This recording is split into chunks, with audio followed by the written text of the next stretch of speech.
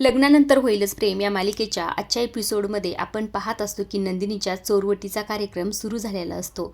पण मात्र नंदिनीला सगळ्या गोष्टी आठवत असतात. जेव्हा हॉस्पिटलमध्ये तिचं मिसकॅरेज झालं, हा क्षण तिच्या डोळ्यासमोर आलेला असतं आणि तिच्या डोळ्यात पाणी आलेलं असतं.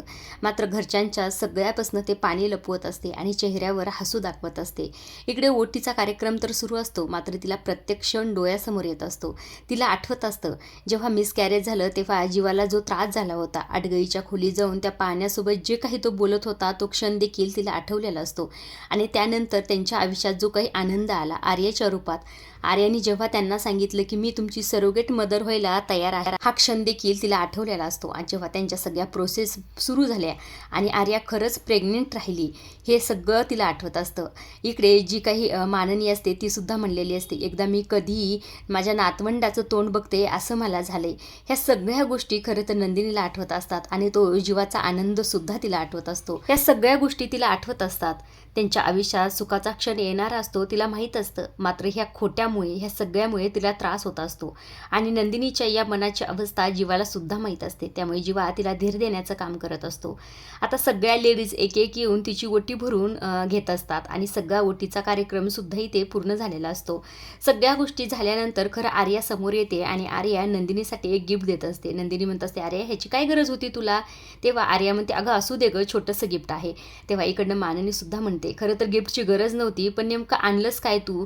म्हणजे बाळासाठी आणलंस का आईसाठी आणलंस? आर्या काही बोलण्याच्या आधीच खरं तर इकडनं वसू मुद्दाम म्हणत असते, अगं आणून दे की माननी, बाळासाठी सुद्धा आणलं जरी असलं तरी ठेवता येईल आडगळीच्या खोलीत, असंही ते वसू मुद्दाम म्हटलेले असते. वसूच्या ह्या बोलण्याचं वाईट जीवा नंदिनीला वाटलेलं असतं. त्यांना आठवलेलं असतं की तो पाळणा आणखीही ते विसरलेले नसतात. हे सगळं बोलणं इथे त्यांना टोचलेलं असतं. मात्र वसू हे सगळं काही मुद्दाम करत असते हे त्यांना चांगलंच माहीत असतं. तितक्या तिकडनं आशा वडे घेऊन आलेले असते. त्यामुळे माननी म्हणते, आशा तू वडे आणलेस का? बरं झालं, सगळ्या बसून घ्या बरं, मी तुम्हाला वाढते, आशा यांना वाढ बरं, असं म्हणून सगळ्याच लेडीजला माननी घेऊन जाते. आता जीवा, नंदिनी, आर्या त्या धाग्याबद्दल बोलणार असतात, म्हणजे जीवा नंदिनी तिला सांगणार असतात. तितक्यातच इकडनं माननी आणि काव्या परत वापस येतात. माननी म्हणत असते, चल देवाचं दर्शन घेऊन ये आणि हे वटीचं सामान सुद्धा साईडला कर. असं म्हणून नंदिनी ते वटीतलं सामान सगळं साईडला करत असते आणि देवाचं दर्शन घेण्यासाठी ह्या तिघीही निघून जातात. इकडे आता राहिलेले असतात ते म्हणजे जीवा आणि आर्या. आता आर्या लगेच जीवाला ओढतच घेऊन जाते त्या वड्यावर ताव मारण्यासाठी. आता ते वडे फार गरम असतात, मात्र या आर्याला अजिबातच दम नसते. गरमागरम वडेच ती स्वतःच्या तोंडात घालत असते आणि स्वतःच्या तोंडात घालून सुद्धा जीवाच्या सुद्धा तोंडात घालत असते. त्याचं सुद्धा तोंड इथे फार भाजलेलं असतं आणि तिचं सुद्धा. जीवा म्हणत असतो, हे काय चाललंय आर्या तुझं? अगं गरम आहे हे. मात्र आर्या अजिबातच ऐकत नसते. तिला दम निघत नसतो. हे कधी खाईल असं वाटत असतं. पार्थ तिकडे आलेला असतो. पार्थची नजर जाते यांच्या दोघांकडे आणि त्याचबरोबर शारदा सुद्धा त्यांच्याकडे पाहत असते आणि शारदाला सुद्धा संशय आलेला असतो. त्यानंतर जीवा खरं आर्याचा हात पकडतो आणि तिला वरती घेऊन जात असतो. पार्थ त्यांच्याकडे पाहत असतो आणि इकडे शारदा सुद्धा त्या दोघांकडे पाहत असते. पण मात्र जीवाला अजिबात कल्पना नसते की यांना कळलेलं आहे की आम्ही इकडे वरती चाललो आहेत. ते इकडे तिकडे पाहत असतो आणि आर्याच्या हाताला धरूनच तो वरती घेऊन जात असतो. इकडे पार्थ सुद्धा त्यांच्या मागे निघालाच असतो. त्याचं अजिबातच कुठेच लक्ष नसतं. तो डायरेक्ट जाऊन रम्याच्या पायावर पाय देतो. आता रम्याला फार त्रास व्हायला लागलेला असतो. ती जोरजोरात वरडायला सुरुवात करत असते. वसू मात्र इथे पार्थवर चिडत असते, काय रे पार्थ, तुला कळत नाही का? तिच्या पायाला आधीच दुखापत झाली, हे सगळं मुद्दाम करतोस ना तू? आता काव्यामध्ये बोलणारच असते. परत वसू तिला गप्प करते आणि म्हणत असते, आधीच तिचं मन दुखावलंस आणि आता पाय दुखवतोस? आता हे सगळं काही वसू मुद्दाम बोलत असते. काव्य आशाताईला पाणी गरम करायला ठेव सांगते आणि त्यानंतर वसू आत्याला म्हणत असते, पाय जरा शेका तिचा गरम पाण्याने. आणि काय मी म्हणते आत्याबाई, तिच्या पायाबरोबर तुमचा जरा घसा पण शेका, म्हणजे जरा बरं वाटेल. असं म्हटल्यानंतर वसूताई फार चिडतात आणि मग गप्प बसा काव्या, सगळ्यांसमोर उगं मला तमाशा करायला लावू नको. काव्या म्हणत असते, तुम्ही सुद्धा गप्प बसा. आता ह्या दोघींचं लागणारच असतं. तेव्हा माननी आणि त्याचबरोबर पार्थ काव्याला शांत करतो. काव्याला माननी घेऊन जाते. पार्थचं सगळं लक्ष वर असतो, तो वरच्या दिशेने निघतो. इकडे नंदिनी असते, ती सुद्धा वरती जाण्यासाठी निघालेली असते. मात्र शारदा तिला मधीच अडवते आणि तिला म्हणत असते, काय गं नंदिनी, ही आर्या अशी अचानक कुठून आली? आणि तुमची डॉक्टर आहे म्हणे, आणि ती तर मध्ये. असं म्हटल्यानंतर आता नंदिनी म्हणत असते, अगं सगळं काही ठीक झालंय, आता सुधारली ती आमच्यासाठी देवासारखी धावून आली. हे ऐकल्यानंतर शारदा म्हणत असते, काय देवासारखी? नंदिनी, एक मी तुला विचारू का? तुम्ही जे काही काव्यासोबत आणि घरच्यांसोबत खोटं बोलताय, त्यामुळे मला वाटलं तुम्हाला फार त्रास होता असेल, घाससुद्धा कशाच खाली उतरत नसेल, पण मात्र तुम्ही दोघीही ते आनंदातच, तुम्हाला तर काही फरक पडलेला नाही. असं म्हटल्यानंतर नंदिनी जरा शांत होते. पुढे शारदा म्हणत असते, अगं नंदिनी, पण 9 महिन्यानंतर तू बाळ कुठून आणणार आहेस? काय ठरवलंय त्याचं? त्यावर आता नंदिनी म्हणत असते, अगं आई, बाळ येणार आहे.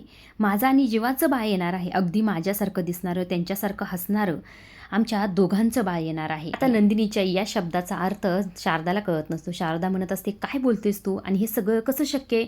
त्यावर नंदिनी म्हणत असते, अगं आई, आमची सरोगसी सक्सेस झाली.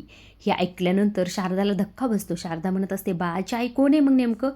आता हे म्हटल्यानंतर नंदिनी लगेच म्हणते, आर्या.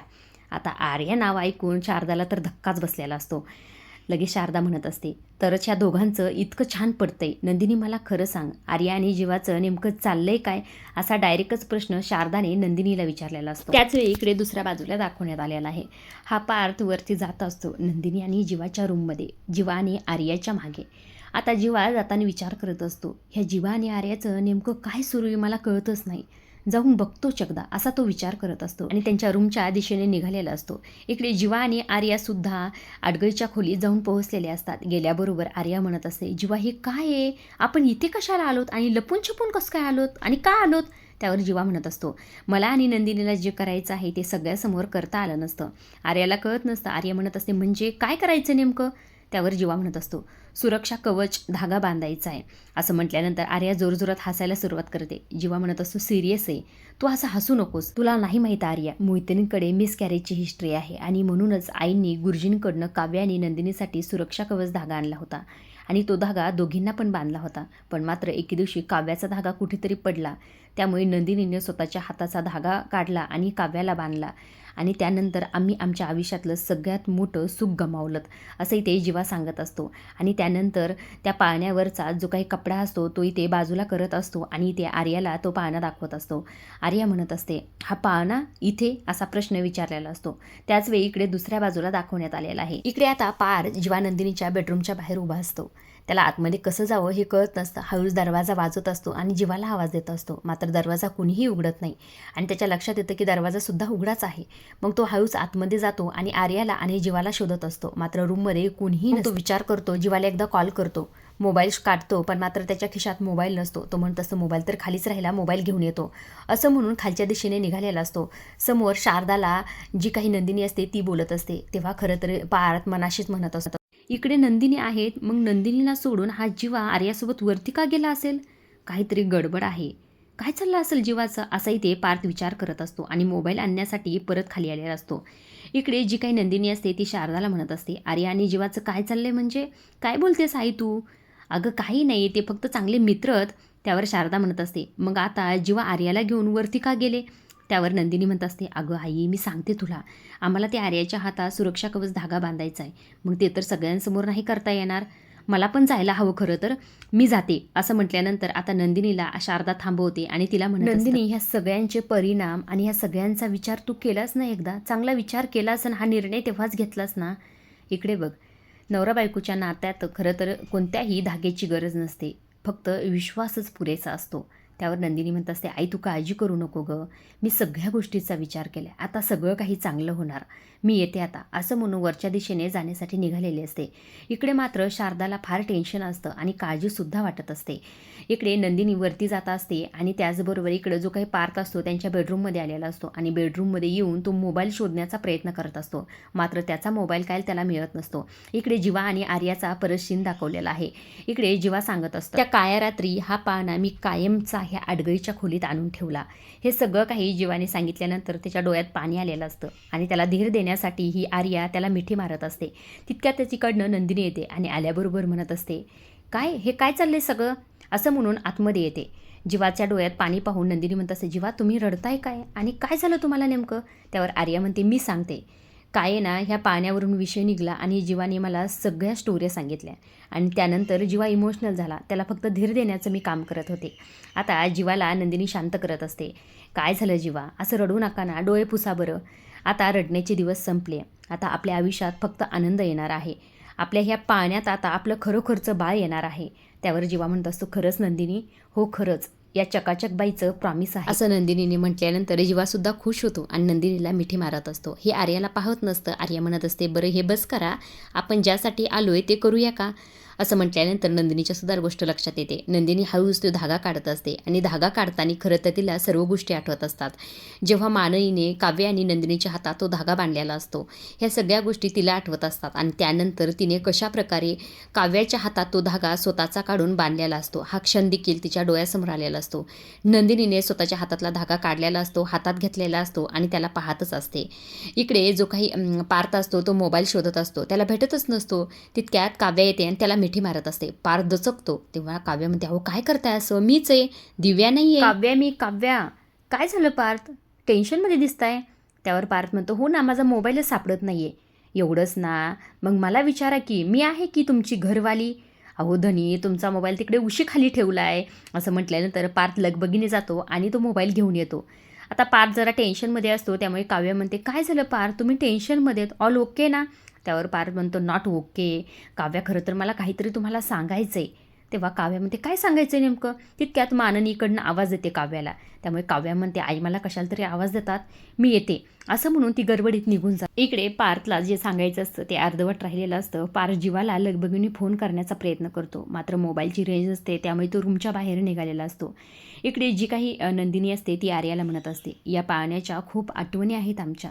तुला माहीत नाही आर्या, आम्ही दोघेही खूप रडलोय. म्हणजे अगदी टॉवेलचं बाळ करून लुटूपुटूचं बारसं सुद्धा आम्ही केलं. ते बारसं खरं करून दाखवायचं फक्त आता तुझ्या हातात आहे आर्या. या पाळण्यासाठी आम्ही खूप रडलोय.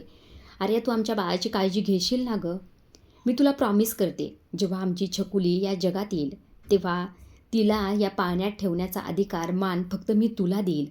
असं म्हणून नंदिनी तिला तो धागा बांधत असते. धागा बांधण्याच्या आधी नंदिनी तिला म्हणत असते, तुझी घड्याळ जरा मागे घे, त्या घड्याळीच्या खाली मी बांधते, म्हणजे कुणाचाही संशय येणार नाही आणि कुणाला दिसणार सुद्धा नाही. असं म्हटल्यानंतर आर्या ती घड्याळ मागे घेते आणि नंदिनी तो धागा बांधत असते. धागा बांधताना मात्र नंदिनीला फार इथे भरून आलेलं असतं.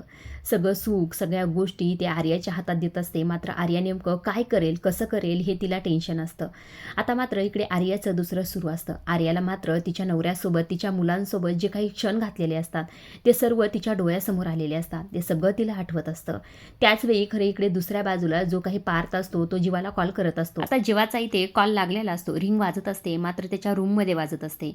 तेव्हा पार्थ वरती बघतो आणि म्हणत असतो, हा तर रूममधून आवाज येतोय, मगाशी तर जीवा नव्हता, आता आला असेल का? थांब बघतोच. असं म्हणून वरच्या दिशेने जायला निघालेला असतो. इकडे नंदिनीचा आर्याला धागा बांधून झालेला असतो. तेव्हा नंदिनी म्हणते, आपण बऱ्याच वेळ इथं आलोत, उगाच कुणाला संशय यायला नको.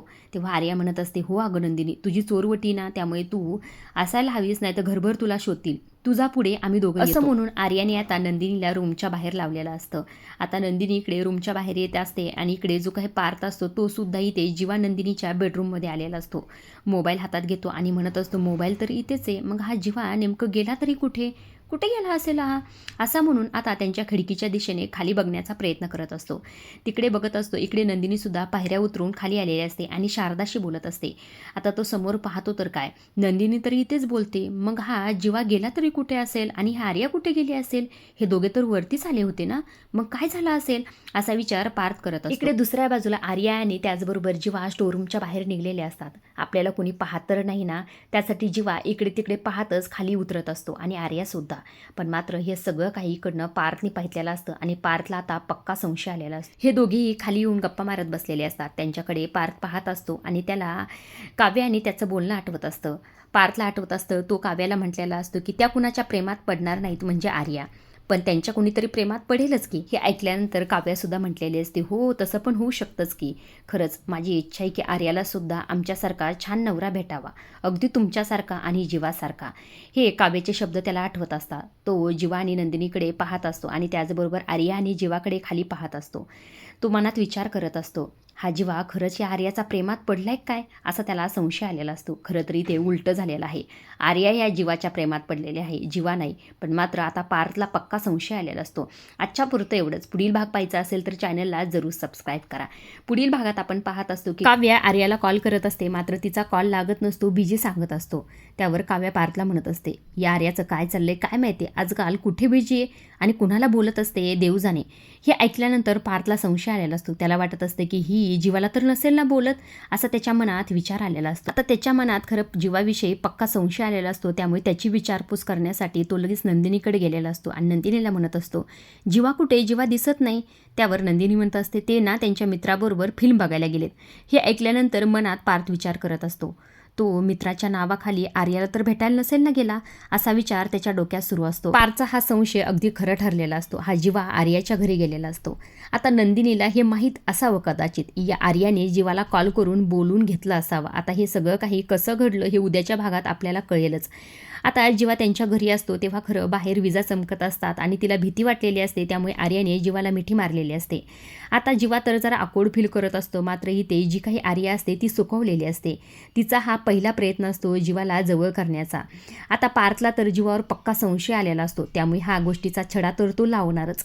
आजच्या पुरतं एवढंच. अशा डेली मालिकेच्या अपडेट प्रोमो जर जाणून घ्यायचे असतील तर आपल्या चॅनलला जरूर सबस्क्राईब करा आणि तोपर्यंत पाहत राहा लग्नानंतर होईलच प्रेम. धन्यवाद.